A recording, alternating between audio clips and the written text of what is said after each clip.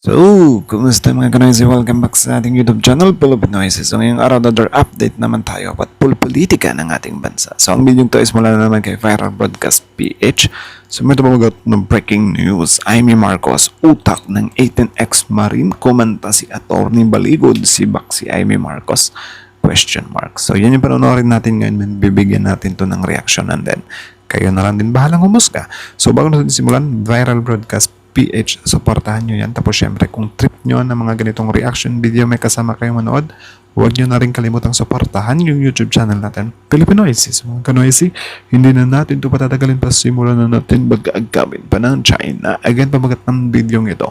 Breaking news, Amy Marcos, utak ng X-18X Marines, kumanta si Atty. Baligod, sibak si Amy Marcos? Question mark. So, Viral Broadcast PH, Atty. Enzo Filipino Noises. Like, comment, share, subscribe. Start. Back again to this YouTube channel. Latest update na naman tayo ngayon. Bagsak at durog na ngayon ang mga Duterte dahil sa kabi-kabila ng mga dagok na dumarating sa kanila.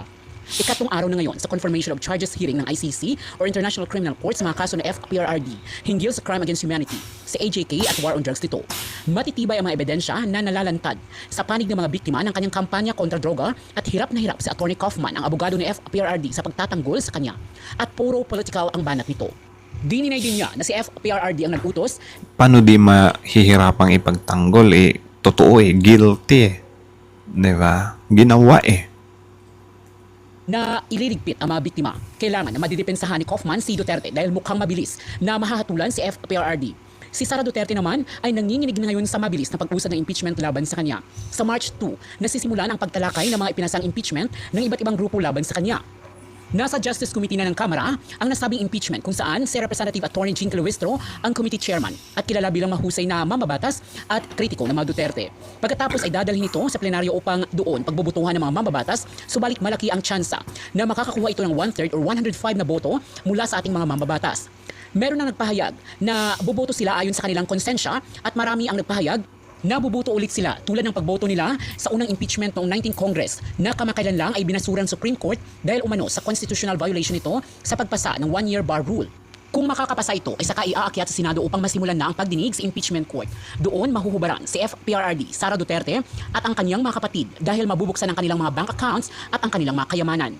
Malalaman ng taong bayan kung sino ang controversial na si Mary Grace Piatos at saan ang confidential funds ng Vice Presidente. Tsaka I think ano naman yan, yung Mary Grace Piatos issue na yan is parang inamin naman na ni Sara Duterte yan, na willing niya nang sagutin yan. So sana hindi niya tayo biguin At kung makukonvict siya via majority votes ng mga senador na kinakailangan makakakuha ng 16 na boto mula sa mga senador, ay tuluyan itong matatanggal sa pagka-vice presidente, madidisqualify na mai-elect sa anumang government positions at posibleng makukulong pa. Kung kaya ay gumagawa na ngayon ng remedy at anumang paraan ang kampo ng mga Duterte upang hadlangan ang pagpasa ng impeachment sa Senado. Noong nakaraang mga araw ay panibagong pasabog na naman ang pinalabas nila sa pamamagitan ng abogado na nagngangalang Atty. Levy hinggil sa 18 ex-Marine soldiers na umano'y nag-deliver ng mali-maletang pera kina PBBM, mga senador na sina Lacson at Soto, maraming mga congressmen na karamihan ay bahagi ng Justice Committee na nangangasiwa sa impeachment ni VP Sara. Sina Dilema at former Senator Antonio Trillanes. Nais si Senator Amy Marcos na magpasa ng resolution upang maimbestigahan ito sa Senado kaagad. Na ayon kay Senator Lacson ay tila bahagi ito ng plano para i-divert at destabilization plan sa Kamara at Senado upang sirain ang plano ng impeachment. Si Trillanes naman ay kakasuhan ang nasa likod ng planong ito. Ayon sa mga ex-marine na ito, ay 850 billion umano ang i-deliver nila sa mga sangkot at pati ang mga ICC prosecutors ay nakatanggap din umano ng mali-maletang pera. Ngayon, ang isa sa matinding Nawala yung volume. Di ko naman pala na-switch yung data ko sinasabi ng mga Marines ay nag-deliver daw sila sa mga kongresista.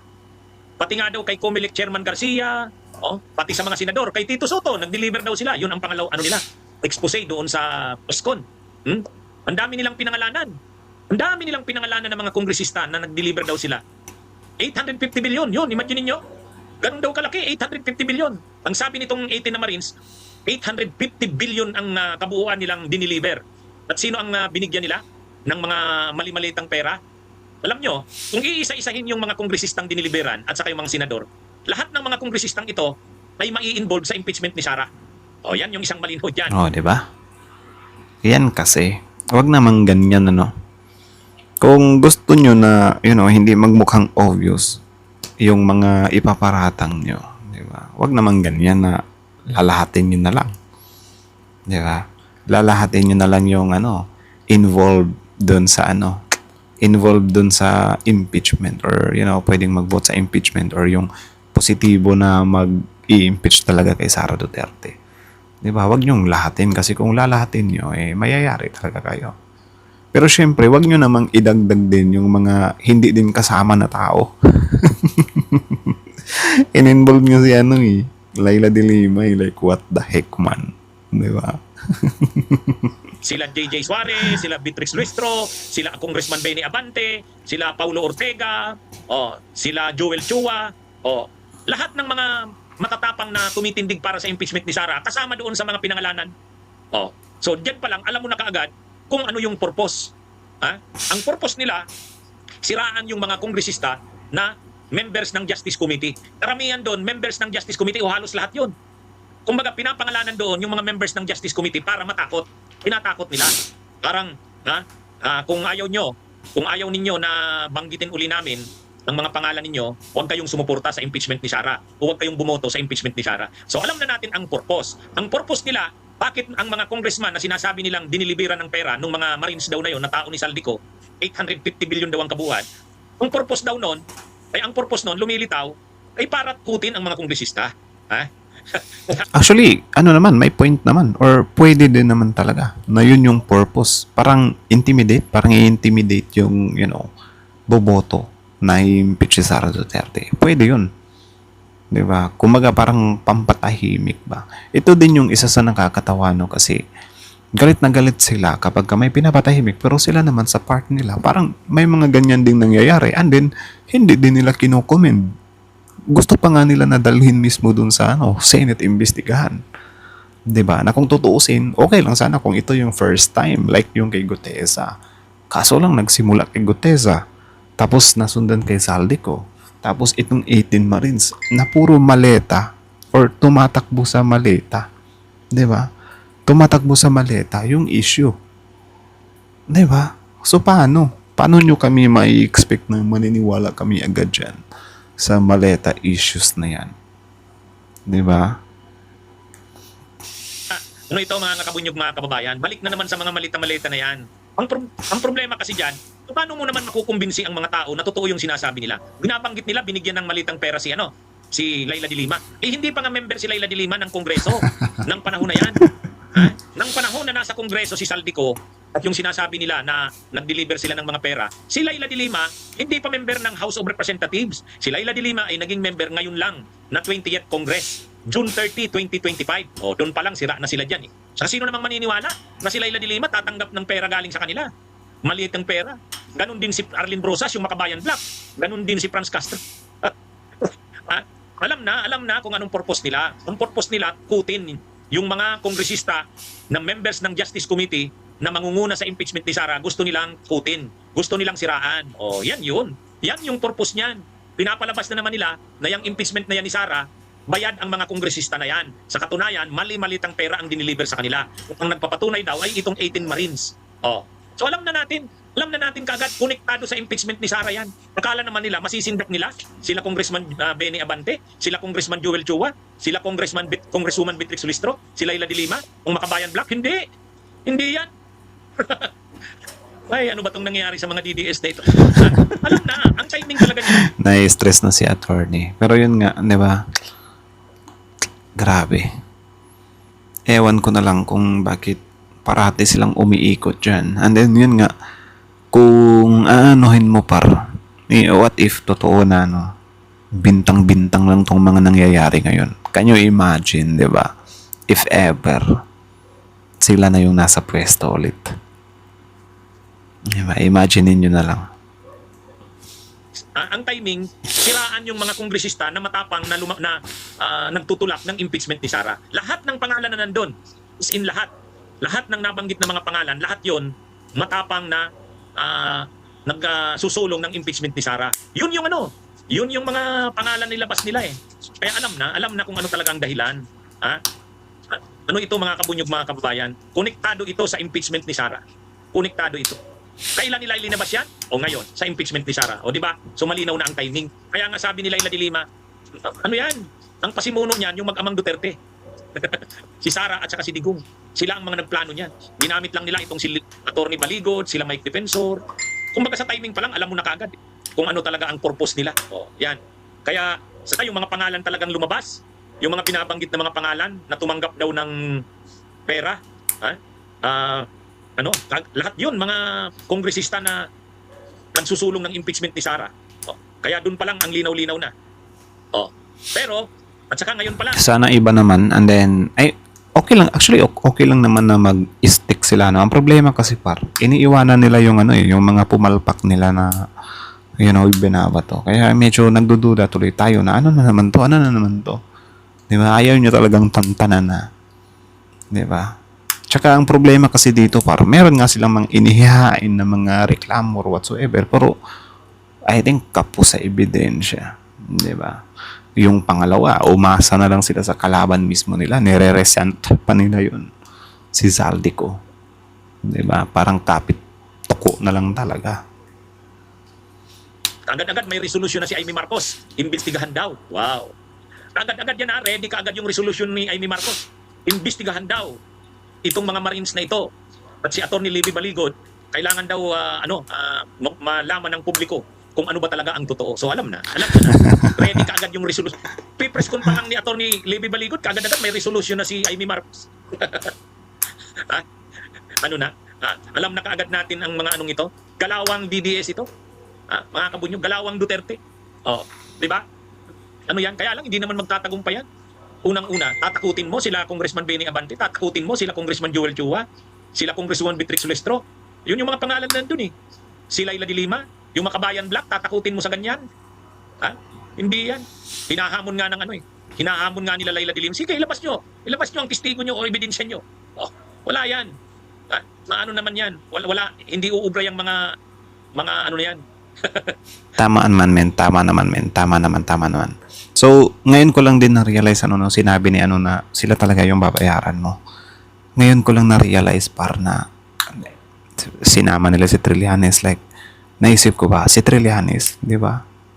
Maano nyo? Hindi nga yan dati ngang nagtitimpi yan dun sa mga Duterte. Di natin alam kung dati nung birada si Trillanes sa mga Duterte kung may nag-attempt din sa kanya na bayaran siya. Pero nakita nyo ba na tumahimik si Trillanes dati? Hindi naman, di ba? Patuloy yung kritisismo niya. Patuloy, like, consistent talaga. Di ba? So, hindi mo rin talaga maiisip na more on money lang talaga to. And then yun nga, sayang yung na may mga sana yung mga DDS, di ba? Na, binigyan sana sila ng pagkakataon kasi ayaw din naman nating maging bias na kung ano lang yung mga ebidensya na nandito sa admin is yun lang yung paniniwalaan natin. So binibigyan din natin ng chance na tingnan yung mga ebidensya ng mga Duterte, mga DDS. Pero yun nga, problema kasi sa kanila. Pangatlong try na nila to. Una doon kay Gutesa na maleta-maleta, tapos nasundan nung kay Zaldico. Tapos hindi umubra, tapos meron na namang bago. So parang tuloy tayo na what the heck, ginagawa nyo ng circus yung natin di ba? Tsaka hindi naman na bago kasi na meron silang mga intriga. Tapos yung mga ebidensya naman hindi tumatagos. Like, for example, yung full-blown video ni PBBM. Di ba, na napaisip tayo, na pa-intense pa sila na kesyo ganyan, ilalabas namin tong full-blown video na to. Di ba? Pero nung nilabas anak ng Tokwa AI, kamakailan lang, meron na namang lumabas na bago na parang anong video yon na AI din. So ito, malamang sa malamang, itong nangyayari ngayon, itong 18 Marines na to, kung if ever lulusot man to, kasi I think, aanuhin talaga nila Amy Marcos to. Diba? Kung if ever lulusot man to, expect na natin na talaga to. Diba? Na yung mga ebidensya dito is hilaw. Tapos sila paggalit kapag hindi umubra. Diba? Hindi na talaga sila nadala So, tignan natin, abangan natin yan So, ang video to is mula kay Viral Broadcast Space. Supportahan nyo yan. Original video in the description box below. At Enzo, support nyo rin, subscribe nyo rin. Tapos syempre, our YouTube channel, bago nyo rin, Iwan Filipino IC. So, like, comment, share, subscribe. So, yeah. Kita nyo naman yun maging ano talaga tayo, no? Kasi hindi na bago to. And then, yun nga, kung madadala ka talaga sa mga ganito is problema mo na yon. And then, I mean, sige, kayo na, malaya naman kayong intindihin kung ano yung tingin nyo sa issue na to. Basta ako, I think, sobrang hilaw na mga ibinabato nila. Like, parang hindi na matapos-tapos. Parang nagsacycle na lang paulit-ulit na lang na parang hindi na natin maintindihan kung bakit ba nila ginagawa yan? Bakit ayaw nilang tantanan? Like, ganyan ba talaga nila kamahal yung mga Duterte na, Diyos ko. Diba? Hindi talaga sila matapos-tapos par. Can you imagine na lang ha kung if ever itong 18 Marines na to magfe-fail na naman to kasi makitaan na kulang sa ebidensya or kaduda-duda or gawa-gawa or whatsoever. Can you imagine na lang parang kung if ever sila na ulit yung nasa pwesto? Ano yung mangyayari? Dito pa lang grabe na sila kung magtahi ng mga kwento, di ba? Kay Gutesa, tapos yung kay Zaldi ko, like what the heck? Di ba? Mas nakakatakot yung bansa natin kapag na ulit na naman tong mga ganito. Napasa kamay na naman nila yung pwesto. Di ba? Mas worse pa. Literal talaga. Yung sa kanila, nagsilabasan yung baho nila, may mga ebidensya, di ba, na ayaw pasimulan yung trial kasi alam nila na may mga ebidensya solid, like yung nangyayari kay FPRRD, di ba? Totoo na may mga ebidensya, pero sa kanila pilit nilang sinasaksak yung mga ebidensya tapos hindi naman umuobra, di ba? So, I think hanggang dito na lang. Kayo comment down below your opinion. Tapos yun, pag-usapan natin yan sa comment section. Kung ano yung masasabi nyo sa 18 Marines na to at yung kaatatan ni Manang Amy at sa kung sino mang nagpo-push ng impeachment na to. Comment nyo rin sa baba.